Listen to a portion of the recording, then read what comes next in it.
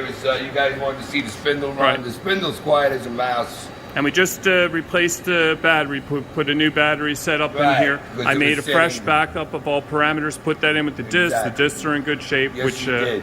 Yeah, that's right. So anyway, we're going to fire up the spindle. Okay, so this is a very quiet spindle. Yeah, super quiet. So here we are at 500 RPM.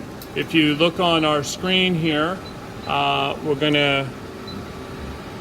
gonna see the spindle load is negligible, and this is, I mean, that is quiet. Yeah, it really is. Quiet. I mean, you know. So the other thing that we're going to do is we're going to engage the C-axis. So that's M110, and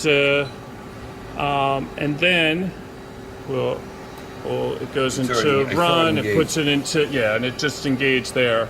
Now the C is engaged. Right? Yeah, so we can jog it.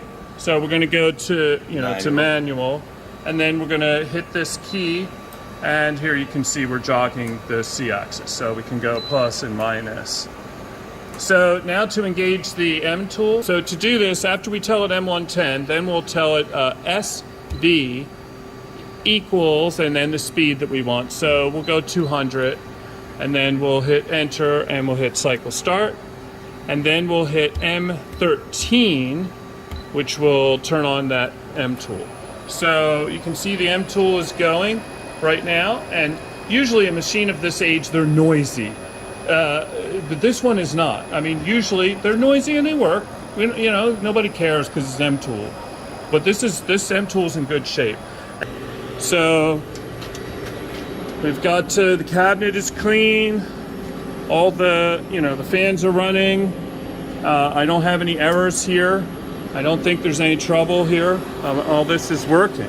It's not filthy.